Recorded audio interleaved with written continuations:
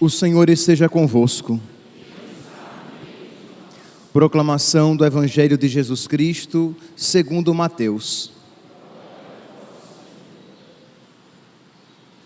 Naquele tempo, Jesus pôs-se a dizer: Eu te louvo, ó Pai, Senhor do céu e da terra, porque escondeste estas coisas aos sábios e entendidos e as revelaste aos pequeninos. Sim, Pai, porque assim foi do teu agrado. Tudo me foi entregue por meu Pai, e ninguém conhece o Filho senão o Pai, e ninguém conhece o Pai senão o Filho, e aquele a quem o Filho quiser revelar. Vinde a mim, todos vós que estáis cansados e fatigados, sob o peso dos vossos fardos, e eu vos darei descanso. Tomai sobre vós o meu jugo e aprendei de mim, porque sou manso e humilde de coração, e vós encontrareis descanso, pois o meu jugo é suave e o meu fardo é leve. Palavra da salvação.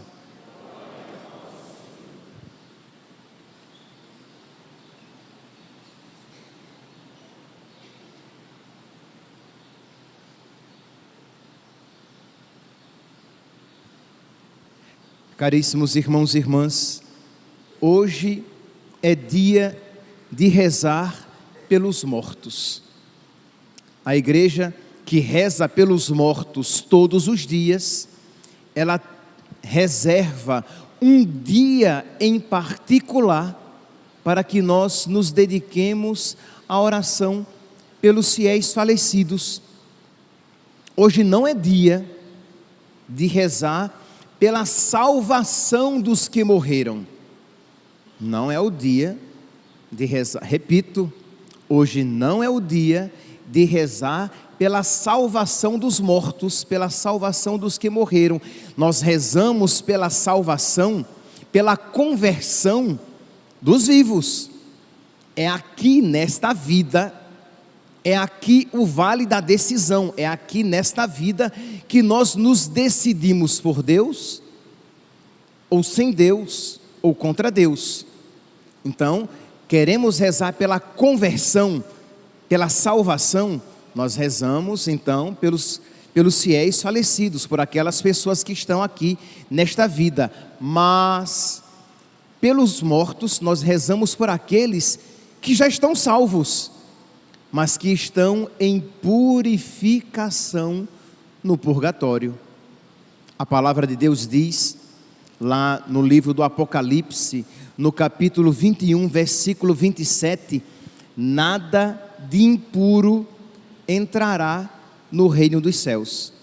Apocalipse, capítulo 21, quero ler precisamente, versículo 27. Nela, na Jerusalém celeste, no céu, nela não entrará nada de profano, nem ninguém que pratique abominações e mentiras, mas unicamente aqueles cujos nomes estão inscritos no livro da vida do Cordeiro.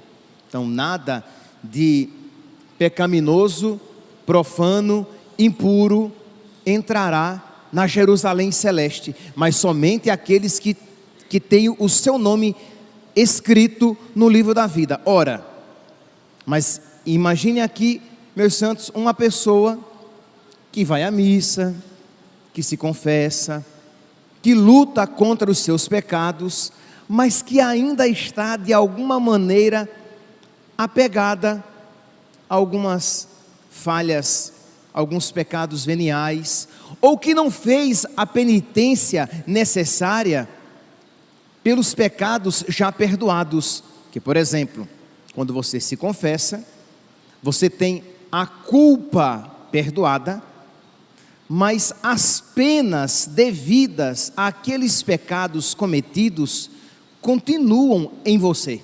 Deixa eu dar um exemplo bem que seja de fácil compreensão.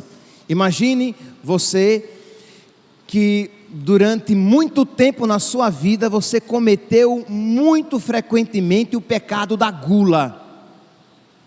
Você comia desregradamente. Você bebia que enchia a cara. Você usava drogas. Você chega a um momento que você reconhece os seus pecados, você se confessa, você pede perdão a Deus, você terá aqueles pecados perdoados, mas percebe que o desregramento ficou na sua alma. Você continuará tendo a tendência de comer demais, de encher a cara, de usar drogas, de olhar pornografia. Você se confessou, você pediu perdão a Deus pelos pecados de pornografia que você cometeu. Você teve a culpa perdoada. Você não vai para o inferno. Só que o desregramento ficou em você. Você tenderá a olhar pornografia, a se sentir tentado a olhar pornografia. E aí entram as penitências. A penitência que vai corrigir o desregramento na sua alma. Todo pecado, seja ele mortal ou venial, é sempre uma falta de amor. Ora, quando você faz a penitência corretamente, você faz movido por amor, porque você quer amar a Deus, você não quer mais ofender a Deus, você não quer mais entristecer a Deus, de modo que você não faz apenas aquela penitência prescrita pelo sacerdote, reze um Pai Nosso e 3 Ave Marias, mas você procura na sua vida ser penitente de verdade, ser um homem e uma mulher de verdade, de oração, para que aqueles desregramentos presentes na sua alma sejam sanados, sejam curados, e você não esteja mais tão vulnerável a cair naqueles pecados já perdoados, mas que os desregramentos continuam no seu coração. Então, você tem a língua maior do que a boca. Você com muita facilidade, você se deixa levar pela ira, você fala mal dos outros, você levanta falso testemunho, você vai, se confessa, pede perdão a Deus, mas como você durante muito tempo não colocou trava, um cadeado na sua boca, você tende a cair nesse pecado, e o dano causado já a outras pessoas, porque o mal causado pela sua língua continua na vida de outras pessoas, e você não fez a penitência devida para sanar com amor o mal que você realizou com aquele pecado. Pois bem, então, se você não fez a penitência devida aqui na terra, Deus misericordiosamente completará no purgatório. Mas percebe, você morreu em estado de graça, você estava comungando, você não tinha pecados mortais na sua alma, você estava na amizade com Deus, na comunhão com Deus e com a igreja, só que ainda uma comunhão imperfeita, uma amizade ainda imperfeita. Então, quando você morre nesse estado, as nossas orações, elas vão suprir, compensar a falta de amor que você teve aqui na terra, não fazendo a penitência devida, já que o amor apaga uma multidão de pecados, e nós estamos ligados uns aos outros, porque nós somos o corpo místico da igreja. Então, um mal que você faz, de alguma maneira, atinge todo o corpo, mas quando você ama, um membro que se eleva toda a igreja. Um coração que bate saudavelmente, que jorra sangue novo, ele o faz apenas para si ou para todo o corpo? Para todo o corpo. Um olho saudável, ele enxerga somente em benefício dele ou em benefício de todo o corpo, dos pés à cabeça, para que você não dê uma topada, para que você não caia, para que você enxergue a comida e possa trazê-la à boca. Então, um olho saudável, ele faz bem todo o corpo. Um pulmão saudável faz bem a todo o corpo. Um santo de alguma maneira, ele eleva toda a igreja, mas aquele que se entrega ao pecado também. Ora, como nós estamos unidos, a morte não nos separa, porque o nosso Deus é o Deus da vida, e não o Deus da morte, e nós estamos sim ligados à igreja padecente, aos fiéis que estão no purgatório. Pois bem, então hoje é dia de nós rezarmos pelos fiéis que estão no purgatório, e é importante que nós enfatizemos este ponto. Por quê? Porque falar a respeito da ressurreição, nós falamos, né, muito frequentemente, e durante os 50 dias do tempo pascal nós falamos sobre a ressurreição. Falar a respeito da nossa necessidade de conversão, nós falamos nós falamos o ano litúrgico inteiro, mas é importante que nós não nos esqueçamos deste distintivo de caridade e distintivo católico, isto é próprio do católico. Nós, meus irmãos, nós não somos protestantes, os protestantes não rezam pelos mortos, mas nós cristãos católicos, apoiados na revelação de Deus, presente na Sagrada Escritura, na tradição e no ensinamento do magistério, nós católicos rezamos pelos mortos, para que Deus complete a obra começada. Ora, eu não preciso dizer que na tradição, isto é, na fé comum, na fé que foi transmitida oralmente, de geração em geração, desde o início do cristianismo, sempre esteve presente a prática de rezar pelos mortos, já que já era uma prática presente no judaísmo antigo. Os judeus rezavam pelos mortos. Nós ouvimos a primeira leitura de hoje, retirada do livro dos Macabeus, e eu sempre gosto de pegar essa leitura, porque são várias leituras possíveis, mas eu peço que esta leitura do livro dos Macabeus, segundo Macabeus, capítulo 12, todo o capítulo 12 eu pego aqui a partir do versículo 42, segundo Macabeus, capítulo 12, versículo 42 e seguintes, que mostra que os judeus acreditavam no valor da oração pelos fiéis já falecidos. O contexto aqui é o seguinte: eles entraram numa guerra, numa batalha contra os seus inimigos, eles morreram numa batalha, então eles morreram numa obra santa, só que alguns, por apego ao dinheiro, pegaram ídolos de ouro dos vencidos. Então tudo deveria ser levado, digamos, ao extermínio, nada deveria ser pego, mas eles pegaram. Então eles pegaram aqueles ídolos não por idolatria, mas pelo valor material daquele ídolo, e aí eles morreram na batalha.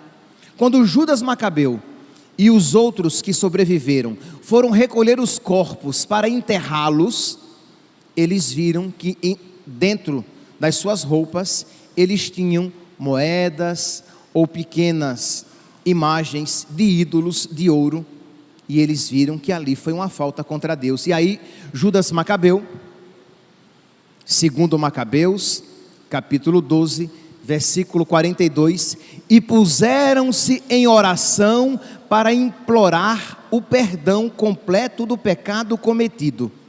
O nobre Judas falou à multidão, exortando-a a evitar qualquer transgressão. Em seguida, fez uma coleta, versículo 43 agora, fez uma coleta enviando a Jerusalém 10.000 dracmas, para que se oferecesse um sacrifício pelos pecados. Belo e santo modo de agir, decorrente da sua fé na ressurreição. Porque se ele não julgasse que os mortos ressuscitariam, teria sido vão e supérfluo rezar pelos mortos. Então, eles tinham fé na ressurreição. Então, eles morreram, eles eram bons, mas eles cometeram essa falta. Vamos então rezar para que Deus lhes perdoe esta falta, para que Deus, esta imperfeição, seja apagada pelo nosso ato de amor, de generosidade, de caridade. Iremos mandar celebrar um grande sacrifício, iremos fazer esta oferta a Jerusalém. Percebe? Este ato de amor, este ato de caridade e expressando a sua fé no valor da ressurreição, no valor da oração e na verdade da ressurreição. Eles criam e esperavam a ressurreição dos mortos. Então isso já no Antigo Testamento. No Novo Testamento, vocês vão encontrar lá em 1 Coríntios, capítulo 15, versículo 29, que existia um costume, que não existe mais, mas existia um costume de os fiéis se deixarem batizar em favor dos mortos. Isto é, aceitar Jesus, se deixar batizar é uma obra meritória. Então eles pegavam o mérito desta obra e ofereciam aos mortos. 1 Coríntios, capítulo 15, versículo 29, diz São Paulo: de outra maneira, o que desejam aqueles que se batizam em favor dos mortos? Se os mortos realmente não ressuscitam, por que se batizam por eles? Então, os cristãos em Corinto, é óbvio, acreditavam na ressurreição e queriam que os seus entes queridos já falecidos, que eles ressuscitassem, que eles alcançassem a graça da ressurreição. Então eles ofereciam atos meritórios em favor deles. Isso já no Antigo Testamento, na Sagrada Escritura, porque na Sagrada Tradição nós iremos encontrar vários testemunhos, várias lápides de cristãos primitivos que pediam: reze por mim, não se esqueçam de mim em suas orações, em que eles pediam que rezassem por eles. Então, meus irmãos, é óbvio que o cristão católico nunca teve dúvida do valor da oração pelos fiéis falecidos. Por quê? Porque o cristão católico, mesmo eu mostrando aqui na Sagrada Escritura o valor da oração pelos mortos, mas o cristão católico não seguia simplesmente pela Sagrada Escritura. Ele seguia também pela tradição e pela interpretação do magistério que salvaguarda a palavra de Deus, o conteúdo, o ensinamento da palavra de Deus. Porque se nós estivéssemos entregues simplesmente à Sagrada Escritura, vou dar aqui apenas um exemplo, como é que nós iríamos saber que são 7 e não mais do que 7, que são 27 e não mais nem menos do que 27 os livros da Sagrada Escritura, do Novo Testamento?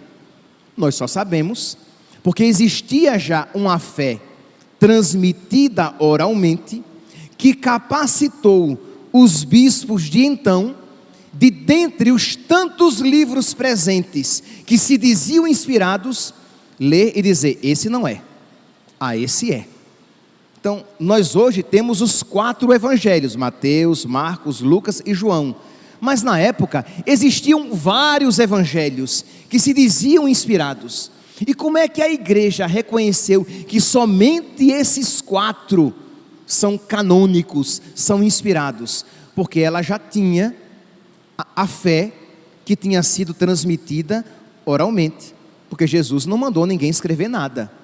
Ele disse: ide por todo mundo, pregai o evangelho a toda criatura. Então quer dizer, quando o primeiro evangelho foi escrito, ali por volta destes aqui que nós temos, por volta do ano 60, 65, já existia toda uma fé pregada anteriormente. Então, apenas aqui de uma maneira bem rápida para deixar claro que nós, cristãos católicos, nós cremos no valor da oração pelos mortos e nós rezamos pelas almas do purgatório. E, meus irmãos, seria uma falta de caridade muito grande se nós não rezássemos para aliviar os sofrimentos, para abreviar o tempo das almas no purgatório, porque os teólogos, os doutores da igreja, eles dizem, e místicos que viram o purgatório, eles dizem com muita clareza que minutos no purgatório, que o sofrimento de minutos no purgatório não se equiparam a anos, a centenas de anos de rigorosa penitência.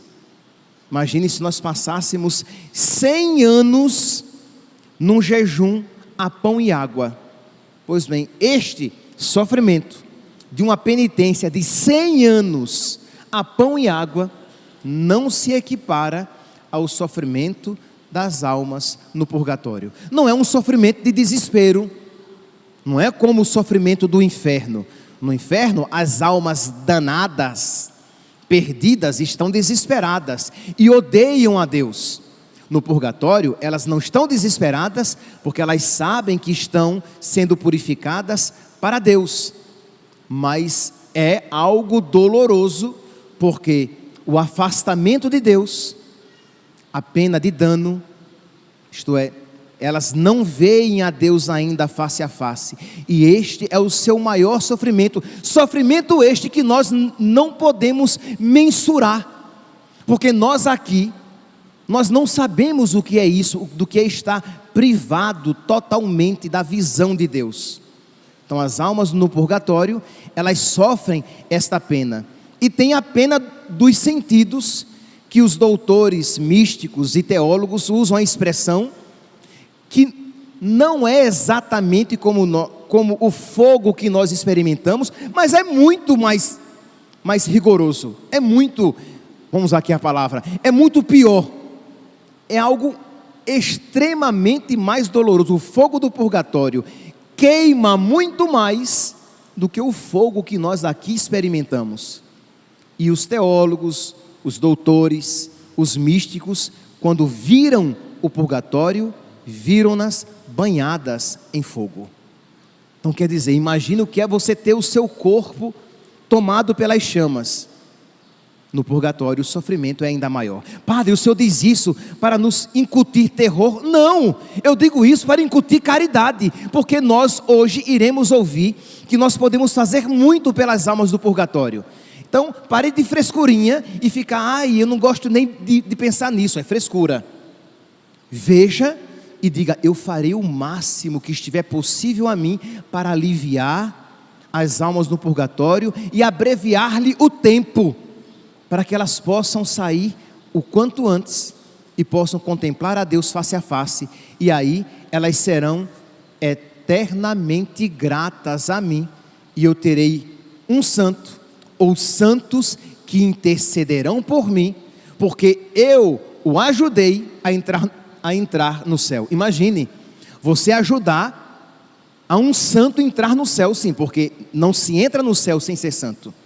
Então uma alma que sai do purgatório e entra no céu, ela é uma alma santa, e se você a ajudou com as suas orações, com as suas penitências, com a sua caridade, você se tornou amigo daquela alma do purgatório, amiga daquela alma do purgatório, e ela agora vai rezar por você, já rezava antes até, mas mais do que nunca, muito mais perfeitamente agora, no céu, rezará por você, para que você possa estar na mesma alegria que ela se encontra. E meus santos, o céu paga bem, o céu paga bem. Nós somos ingratos, nós somos egoístas, pessoas que nos fazem o bem, nós às vezes retribuímos muito imperfeitamente, nós somos uma tranqueira, mas os que estão no céu, eles pagam 100 vezes mais,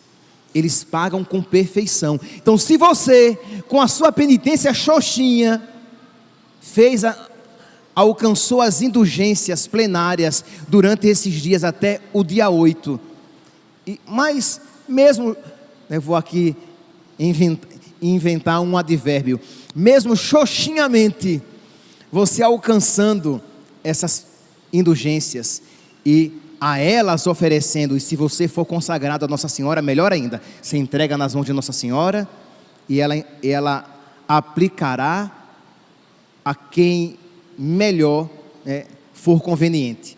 Pois bem, você que fez isso de uma maneira imperfeita, você receberá frutos perfeitos. Aquela alma, uma vez no céu, não descansará enquanto estiver com você no céu também, porque vocês se tornaram amigos, vocês se tornaram amigas. Então percebe, é um ato de caridade, que como é que eu passo, vejo alguém sentindo muitas dores, com dores terríveis, e eu tenho um remédio que pode aliviar, ou que pode curar aquelas dores, e eu não faço nada. É uma falta de caridade terrível. Eu estou com preguiça de abrir a bolsa, procurar o remédio, pegar um copo d'água e dar o remédio para aquela pessoa. Nossa, que coração pequeno, que coração apertado, que alma pouco parecida com Jesus, que fez infinitamente mais por nós, e você não quer fazer algo tão pequeno para aliviar aquela pessoa que está sofrendo.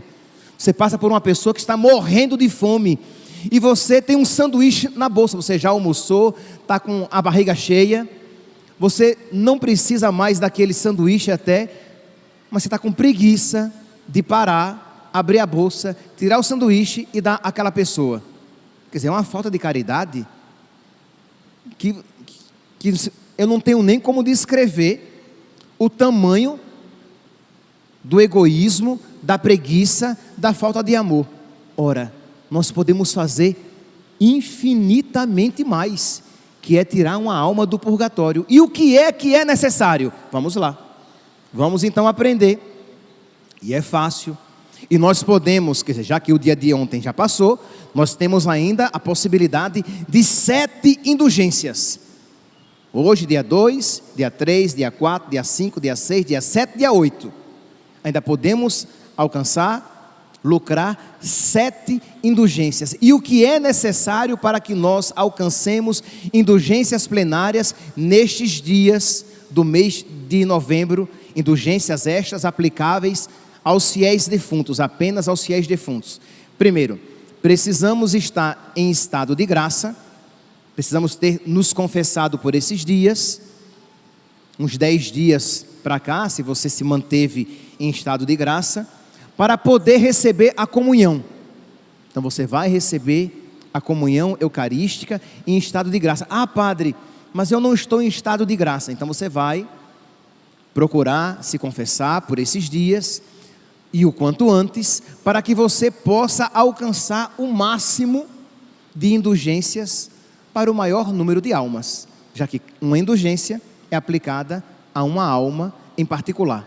Então, você vai, aqueles que já estão confessados, ok? Se você precisa se confessar, vai se confessar, receber a comunhão, rezar pelas intenções do Santo Padre. E, Padre, quais são as orações que eu vou rezar pelo Papa? Pode ser um Pai Nosso e um Credo, pode ser um Pai Nosso e uma Salve Rainha, um Pai Nosso e uma Ave Maria.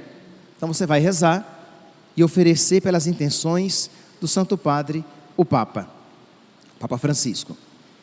E você vai visitar um cemitério e lá rezar pelas almas do purgatório. E Padre, o que é que eu vou rezar lá? Meu santo, você vai fazer algumas orações, uma Ave Maria, 3 Ave Marias, um Pai Nosso, uma Ave Maria, um terço. Você vai rezar pelas almas do purgatório. Padre, e se o cemitério estiver fechado? Você vai rezar à porta do cemitério, não tem problema. E hoje, é a única exceção, hoje você alcança essa indulgência na própria igreja. Você não precisa visitar o cemitério. Então hoje a visita ao cemitério não é obrigatória para se lucrar a indulgência plenária. Então nós podemos, aqueles que vão comungar, depois de comungarem, e nós iremos fazer isso. Nós iremos rezar um Pai Nosso e uma Ave Maria, nós iremos oferecer pelas intenções do Santo Padre, e depois nós iremos rezar uma Salve Rainha, e iremos oferecer pelas almas do purgatório. Como hoje a obrigatoriedade de visitar o cemitério está excluída, não é obrigatório, nós já iremos alcançar ou a primeira indulgência ou a segunda, se você já alcançou ontem visitando o cemitério. Padre, eu preciso fazer tudo no mesmo dia? Digamos que você, no ápice da sua generosidade, você não queira alcançar muitas indulgências, mas apenas uma. Então eu posso, padre, num dia me confessar, no outro dia comungar, no outro dia visitar o cemitério e no outro dia rezar pelas almas pelas intenções do Santo Padre? Pode, é válido, mas a sua caridade, né, desse tamanho, né, mas tá bom, melhor do que nada, né, e espero que as almas sejam mais generosas do que você, porque você é ruim, mas tá bom, pode, não precisa fazer tudo no mesmo dia, mas seria muito triste que nós, meus santos, podendo fazer mais, fizéssemos menos ou não fizéssemos nada. Hoje é dia de rezar pelas almas do purgatório, pelos entes falecidos, pelos nossos familiares falecidos. Imagine aqui, meus santos, que não apenas, e isso eu estou falando aqui no dia de hoje, das indulgências plenárias hoje concedidas, mas nós podemos fazer isso sempre. Isto é, você pode, num dado momento, sei lá, você se irrita com alguém e vem uma vontade de você dizer uma palavra dura e você para e diz: Jesus, eu ofereço esta penitência de calar a minha boca pelas almas do purgatório. Você terminou de almoçar e veio uma vontade de tomar um cafezinho, quem gosta de café, né, depois do almoço, nossa, é uma tentação. E vem aquela vontade de tomar um cafezinho e você diz: Jesus, né, às vezes pelo meu pai falecido, pela minha mãe falecida, pelas almas do purgatório, você é consagrado? Melhor. Você não precisa entrar em crise. Para quem vai oferecer? Entrega nas mãos dela e ela resolve. Minha mãe, vou oferecer este pequeno sacrifício de não tomar o café depois do almoço. Vou oferecer à senhora pelo bem, pelas almas do purgatório. E Nossa Senhora aplicará a quem melhor lhe aprouver. E imagine você ter uma multidão de intercessores, de modo que quando chegar o dia da sua morte, você terá à porta do céu uma multidão ali para acolher você, porque eles também entraram no céu graças à sua oração, à sua penitência e à sua caridade. Que nós hoje então, meus santos, peçamos a Deus que coloque muito amor no nosso coração, para que, movidos pelo amor, possamos, com a graça de Deus, aliviar as penas das almas do purgatório e tirar o máximo de almas para que possam entrar o quanto antes na presença de Deus. Louvado seja nosso Senhor Jesus Cristo, para sempre seja louvado.